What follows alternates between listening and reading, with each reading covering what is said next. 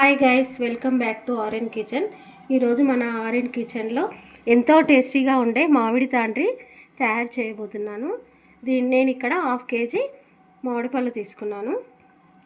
మామిడి పళ్ళ పైన ఇలా సాల్ట్ వేసి కడగడం వల్ల వాళ్ళు పెట్టిన ఏదైనా కెమికల్ ఉంటుంది కదా, అది పోతుంది. ఇప్పుడు నేను సాల్ట్ వేసి వీటిని బాగా నీట్గా కడుగుతాను. మ్యాంగోస్ పైన ఇలా పీల్ తీసేయాలి.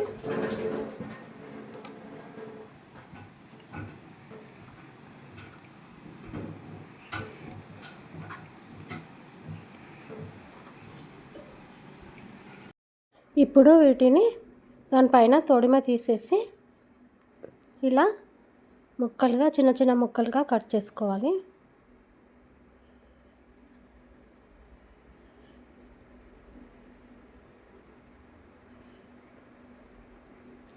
దీని లోపల ఉన్న గుజ్జు మొత్తం తీసేయాలండి.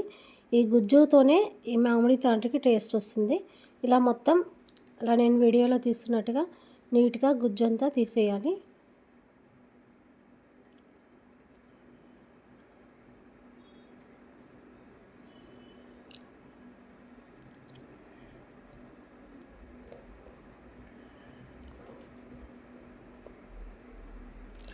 మొత్తం తీసేయాలండి. ఇలా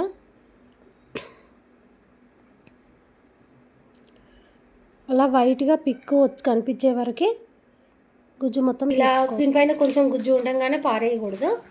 ఇలా పూర్తి గుజ్జు తీసుకుంటేనే దీనికి టేస్ట్ వస్తుంది. ఇప్పుడు వీటిని చిన్న చిన్న ముక్కలుగా కట్ చేసుకొని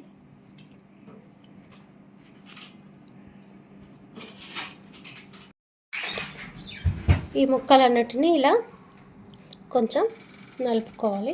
తర్వాత దీన్ని ఇంకా మిక్సీ జార్లో వేసుకొని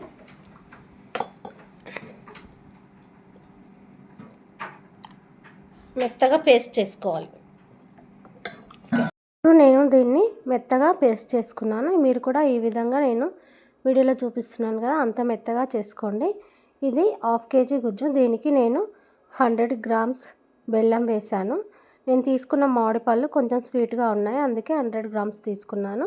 మీరు తీసుకునే మామిడి పళ్ళను బట్టి బెల్లాన్ని తీసుకోండి. మామిడి పళ్ళు కొంచెం పుల్లగా ఉంటే బెల్లం ఎక్కువగా తీసుకోండి. బెల్లాన్ని తురిమి తీసుకోవాలి. ఇప్పుడు నేను ఇక్కడ 4 యాలక్కాయలు తీసుకున్నాను. ఈ యాలక్కాయలను దంచి వేయాలండి. ఇప్పుడు నేను స్టవ్ వెలిగించి మంటను లో ఫ్లేమ్లో పెట్టి ఈ గుజ్జుని జాగ్రత్తగా కలుపుతూ ఉడికించుకోవాలి. ఇక్కడ నేను వీడియోలో చూపించిన విధంగా ఇలా కలుపుతూనే ఉండాలి, లేదంటే ఇది అడుగంటుతుంది. ఒక 5 మినిట్స్ జాగ్రత్తగా ఇలా కదుపుతూ ఉడకనివ్వాలి. తర్వాత దీంట్లోకి నేను బెల్లాన్ని 100 గ్రామ్స్ బెల్లాన్ని వేశాను. ఈ బెల్లాన్ని కూడా వేసిన తర్వాత బాగా తిప్పుతూ కలపాలి. బెల్లం అంతా కరిగిపోయే వరకు ఇలా తిప్పుతూ కలపాలి. ఇప్పుడు నేను దీంట్లోకి ఇలాచీ పౌడర్ వేస్తున్నాను.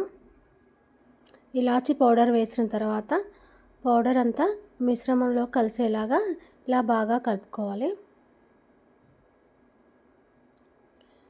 మనకు మామిడి తాండ్రి అయిందా లేదా అని తెలుసుకోవడానికి మనకు ఇది కొంచెం పాకంలా రావాలండి. ఆ పాకం ఎలా రావాలో మీకు ఇప్పుడు నేను చూపిస్తాను.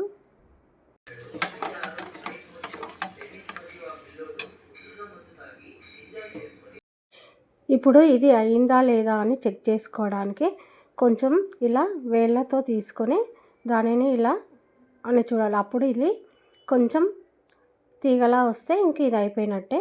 వెంటనే స్టవ్ ఆఫ్ చేసుకొని ఒక ప్లేట్కి నెయ్యి రాసుకొని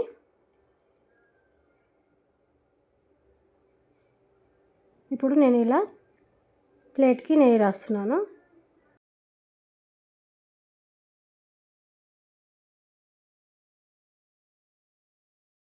ఇప్పుడు ఈ మిశ్రమాన్ని ఈ ప్లేట్ మధ్యలో వేసి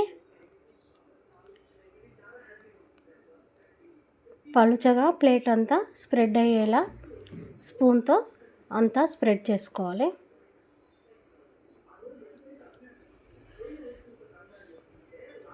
చూడండి, ఇక్కడ నేను వీడియోలో ఒక స్పూన్తో ఇలా మొత్తం ప్లేట్ మొత్తం స్ప్రెడ్ చేస్తున్నాను.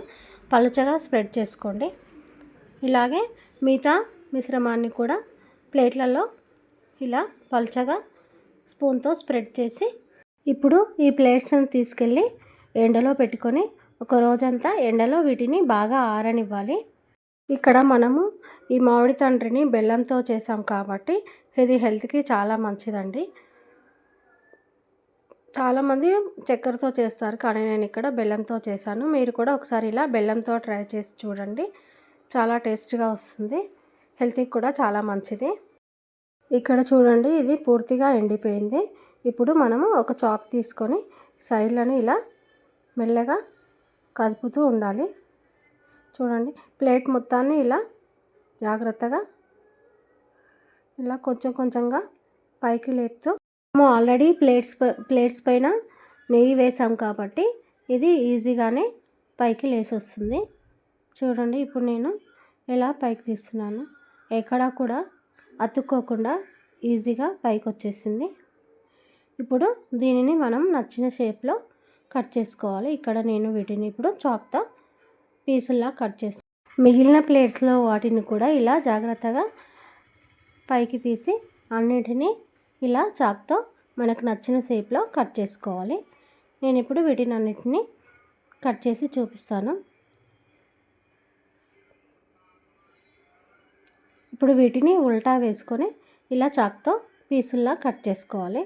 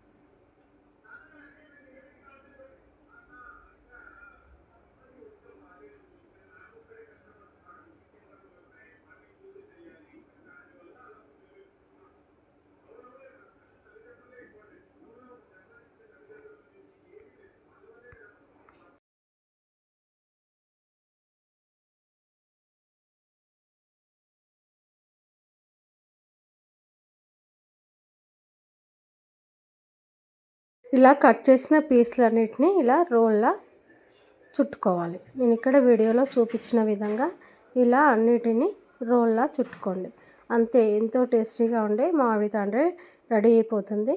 ఇది 6 months వరకు నిల్వ ఉంచుకోవచ్చు. దీన్ని బాగా ఎండలో అప్పుడప్పుడు పెడుతూ దీన్ని 6 months వరకు నిల్వ ఉంచుకోవచ్చు. నేను వీటిని అన్నిటినీ ఇలా రోల్ చుట్టి పెట్టుకున్నాను. ఈ వీడియో కనుక మీకు నచ్చినట్టయితే ప్లీజ్ లైక్ చేయండి, సబ్స్క్రైబ్ కూడా చేసుకోండి.